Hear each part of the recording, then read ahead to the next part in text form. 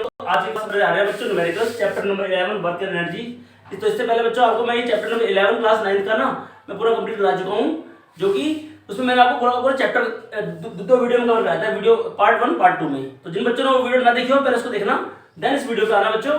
तो हम करने जा रहे हैं स्टार्ट। अब इस वीडियो के अंदर हम करने जा रहे हैं numericals on work and energy.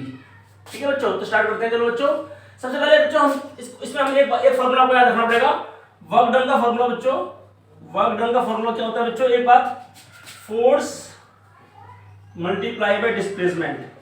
सबसे पहला जो फॉर्मूला था ना इसके अंदर, ये आपको याद रखना पड़ेगा।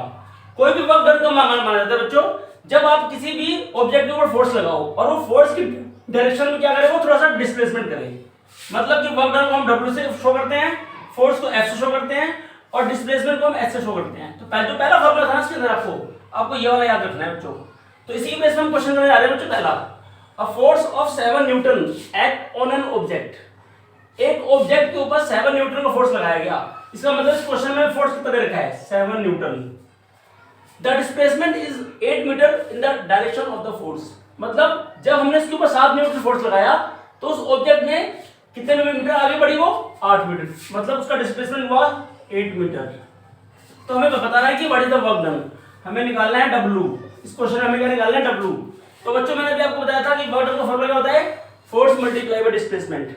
और फोर्स हमें पता है और हमको आपको डिस्प्लेसमेंट पता है, तो क्यों ना हम इसके अंदर इसकी वैल्यू पुट कर दें। 7 न्यूटन मल्टीप्लाई बाय 8 मीटर। तो इन दोनों को मल्टीप्लाई कर दो, 7 8 56 जूल। इसको आप न्यूटन मीटर भी बोल सकते हो बच्चों, ये ध्यान रखना। न्यूटन मीटर का मतलब यहाँ पर आप चाहो तो पहले न्यूटन मीटर भी लिख सकते हो, न्यूटन मीटर, और जूल भी लिख सकते हो। क्योंकि मैंने आपको स्टार्टिंग में बताया था इसके अंदर, जब मैं आपको फर्स्ट पार्ट बताया था इसका, कि जो वर्क का ऐसा यूनिट होता है वो होता है जूल। इसलिए इसको हम जूल में कन्वर्ट करेंगे, ज्यादातर इसको हम जूल में लिखते हैं वैसे तो। लेकिन जिन बच्चों को अगर याद ना है तो वो चाहे तो इन दोनों को मिलाकर न्यूटन और मीटर को मिलाकर न्यूटन मीटर भी बोल सकता है बच्चा, लेकिन जूल ज्यादा बेटर होगा। इसके बाद हम क्वेश्चन नंबर 2 करते हैं। A pair of bullocks exert a force on 140 Newton on a flow। एक हल के ऊपर दो बुलोक्स ने, मतलब कि दो बैलों ने फोर्स लगाया कितने का? 140 न्यूटन का। तो उसके अंदर हम फोर्स एक बार लिख लेते हैं 140 न्यूटन। और फिर उस 140 न्यूटन लगाने के बाद ना उसके ऊपर जो फ्लो पे जो उन्होंने फोर्स लगाया, तो फ्लो ने ना 15 मीटर लॉन्ग डिस्टेंस कवर किया। इसका मतलब हमारे पास डिस्प्लेसमेंट दे रखा है 15 मीटर, सॉरी यहाँ आएगा 15 मीटर, ये वाला। ये यहाँ से हमारा सॉल्यूशन स्टार्ट होता है। सेम क्वेश्चन है बिल्कुल ऐसे ही। फोर्स इसमें भी गिवन है हमें और हमें एस भी गिवन है। हमें निकालना क्या है? Work done. ये क्वेश्चन इनकम्प्लीट था, इसके अंदर आपको आगे लिखना है फाइंड द वर्क डन। तो how much work is done, इसके अंदर आपको लिखना पड़ेगा how much work is done on a flow, जो भी है इसके अंदर क्वेश्चन लिखा होगा। तो इसके बाद स्टार्टिंग करते हैं बच्चों वर्क डन का फॉर्मूला। वर्क डन इक्वल होता है force multiply by displacement. 140 into में 15 इनको मल्टीप्लाई कर देना, तो आपका आंसर जूल में आ जाएगा। 140 ऊपर लिखो, 15 नीचे लिखो, मल्टीप्लाई कर दो। 15 0 0 15 हो जाए 60, 6 कैरी, 15 और 6 तो 21। तो 2100 जूल आंसर आ जाएगा आपको बच्चे को। ये हमारा आंसर हो गया और इसमें ये वाला हमारा आंसर है। तो ये दो क्वेश्चन सब बच्चे अपनी कॉपी में नोट करेंगे। हाँ, तो बच्चों हम क्वेश्चन नंबर 3 करने जा रहे हैं काइनेटिक एनर्जी का। बच्चों को पता है कि काइनेटिक एनर्जी का फॉर्मूला क्या होता है? मैंने आपको काइनेटिक एनर्जी का फॉर्मूला लिखवाया था E = ½ mv²। जिन बच्चों ने मेरी वीडियो ना देखी हो, पहले काइनेटिक एनर्जी वाली मेरी वीडियो देखना। मैंने आपको डेरिवेशन कराया था, तो कि ये आया कैसे था। डेरिवेशन के अंदर आपको पूरा पता चल जाएगा मैंने काइनेटिक एनर्जी का फॉर्मूला कैसे लिखवाया था आपको। तो E का मतलब यहाँ एनर्जी है, K का मतलब काइनेटिक है। तो काइनेटिक एनर्जी इक्वल होता है ½ mv²। यहाँ m का मतलब मास है, m का मतलब यहाँ मास है, और v का मतलब यहाँ वेलोसिटी है। v का मतलब यहाँ वेलोसिटी है। ठीक है बच्चों, तो स्टार्ट हम करते चलो। The kinetic energy of an object of mass m moving with the velocity of 5 metre per second is 25 joule. मतलब हमको इसमें क्या क्या दे रखा है? देखो बच्चों, हमको यहाँ पर वेलोसिटी दे रखी है, पहले जो स्टार्टिंग में वेलोसिटी दे रखी है वो कितनी दे रखी है? 5 मीटर पर सेकंड। और साथ में हमें काइनेटिक एनर्जी भी दे रखी है, E की भी दे रखी है हमें। कितनी दे रखी है बच्चों? 25 जूल दे रखी है हमें। पहले हमें इसका मास निकालना है, क्योंकि इसका मास हमें उसने बोला है m है, तो मास उसने हमें m दे रखा है इसने। तो पहले तो आपको क्या इसमें निकालना है बच्चों? इसमें पहले मास निकालना है। The kinetic energy of an object of mass m moving with the velocity of 5 metre per second is 25 joule.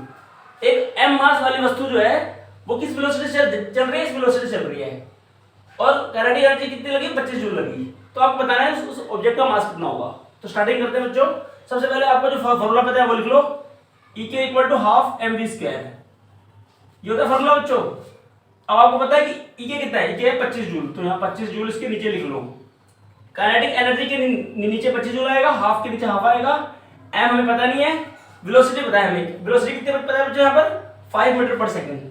इसकी जगह तुम चाहे तो 5 का स्क्वायर भी कर सकते हो, बिकॉज यहाँ v स्क्वायर लिखा है। तो इसे सॉल्व करते हैं। चलो बच्चों 25 equal to half m into 5 का स्क्वायर करते 25 आएगा। 5 का स्क्वायर होता है बच्चों 5 इंटू 5, 5 5 जो 25 होता है बच्चों। अब अगले स्टेप में क्या होगा, ये जो 25 था यहाँ मल्टीप्लाई जाकर डिवाइड हो जाएगा, तो ये डिवाइड हो गया, और 2 डिवाइड है तो वहाँ जाकर मल्टीप्लाई हो जाएगा, मतलब 2 वहाँ चला जाएगा। या तुम चाहो तो 2 को अगले स्टेप में ले आना अभी, अगर यहाँ आपको कन्फ्यूजन होती है तो आप हाफ m आगे कर दो। 25 मल्टीप्लाई तो डिवाइड होगा, 25 25 हो जाएगा, यहाँ 1 बचेगा। अब 1 मल्टीप्लाई बाई 1/2 आ जाएगा, यहाँ आके 2/1 रेसिप्रोकल हो जाएगा। m हमारा हो जाएगा 2 kg, 2 किलोग्राम हो जाएगा हमारा m की वैल्यू, मतलब मास हो जाएगा हमारा 2 किलोग्राम। इसके बाद बच्चों हमारा इसके बाद अब हमारा इसमें दो क्वेश्चन यहाँ से स्टार्ट होता है। देखो एक पहला क्वेश्चन यहाँ से स्टार्ट होता है, एक और जो कि यहाँ तक चलेगा, और एक और क्वेश्चन यहाँ से यहाँ तक चलेगा। कह रहा है what will be it's kinetic energy. इसकी काइनेटिक एनर्जी कितनी होगी अगर इसकी वेलोसिटी को डबल कर दिया जाए। अब इसकी वेलोसिटी को हम यहाँ पर डबल कर देंगे बच्चों, वेलोसिटी को हम यहाँ डबल करेंगे, फिर हम यहाँ पता लगाएंगे कि अब इसका काइनेटिक एनर्जी क्या होगी। देखो अब मैं यहाँ पर क्या करने जा रहा हूँ बच्चों, देखो वेलोसिटी पहले कितनी थी बच्चों, पहले वेलोसिटी थी मेरी 5 मीटर पर सेकंड। अब मैं वेलोसिटी को ना इसका डबल कर रहा हूँ, मतलब 5 का डबल करूंगा, मतलब उसको मल्टीप्लाई 2 कर दूंगा, 2 5 10 ms मीटर पर सेकंड। अब ऑब्जेक्ट का मास कितना रहेगा, जो यहाँ आया था हमारा 2 किलोग्राम ही रहेगा। अब हमें काइनेटिक एनर्जी इस केस में निकालना है। अब ये हमारा ये लगा लो केस 1 हो गया, क्योंकि ये तो हमारा फर्स्ट कंडीशन थी, उसमें मैं मास निकालना था। मास हमारा निकल चुका है। अब इसके अंदर हमें क्या बताना है, काइनेटिक एनर्जी क्या होगा अगर 2 किलोग्राम मास वाली वस्तु है और उसके ऊपर हमने वो इस वेलोसिटी से चल रही है। तो E के बराबर लिख दो हाफ mv²। हाफ का हाफ, m की जगह क्या आएगा बच्चों 2 आ जाएगा हमारा। देखो m यहाँ 2 आया था, v कितना था, हमने उसको 10 कर दिया बच्चों। तो 10 क्योंकि v² होता है इसलिए 10 × 10 हो जाएगा बच्चों यहाँ पर। अब 2 से 2 तो वैसे कट रहे हैं, 10 10 कितना हो जाएगा बच्चों 100 जूल, 10 10 100 जूल। अब एक और केस आप यहाँ ले लो, केस नंबर ले लो तीसरा, या तो इसको हम केस नंबर 2 कर देते हैं, इससे पहले वाले को हम केस 1 कर देते हैं। 1 2 और 3। पहले केस में हमने मास निकाला, केस नंबर 2 में हमने काइनेटिक एनर्जी निकाली जब हमने वेलोसिटी को क्या कर दिया, डबल कर दिया। केस नंबर 3 में हम वेलोसिटी को करेंगे 3 टाइम्स। अब यहाँ पर देखो बच्चों मास तुम्हारा वही रहेगा 2 किलोग्राम, वेलोसिटी हमने कितनी कर दी बच्चों 3 × 5, मतलब 15 ms की power, ms metre per second बोलते उसको आप। ठीक है बच्चों, हमने मास वही रखा 2 किलोग्राम, वेलोसिटी हमने 3 टाइम कर दिया। देखो 3 टाइम्स उसने बोला था कि काइनेटिक एनर्जी कितनी होगी अगर उसकी वेलोसिटी को हम 3 टाइम बढ़ा दें तो मास रहेगा 2 किलोग्राम। तो अब काइनेटिक एनर्जी कितना हो जाएगा, काइनेटिक एनर्जी होता है हाफ mv²। हाफ का हाफ, m हमारा हो जाएगा 2 और वेलोसिटी हमारी 15 हो गई, तो 15 को 15 से मल्टीप्लाई करो 2 बार, 2 से 2 वैसे कट जाएगा। 15 को 15 से मल्टीप्लाई करो 225 आएगा, 225 जूल हो जाएगा। तो इस तरह से हमारा क्वेश्चन कंप्लीट हो गया बच्चों। तो बच्चों इसी के साथ मैं ये वीडियो कंप्लीट करता हूँ, क्योंकि आपको मैं नेक्स्ट इसके जितने भी क्वेश्चन होंगे न्यूमेरिकल्स के मैं आपको नेक्स्ट वीडियो बताऊंगा। जब तक के लिए अगर आपको मेरी वीडियो पसंद आई हो तो काइंडली लाइक एंड सब्सक्राइब मेरे चैनल उदय क्लासेस डेली, और मेरी वीडियो को इस तरह से अगर आपको देखना है तो इसे लाइक करना। Thank you very much.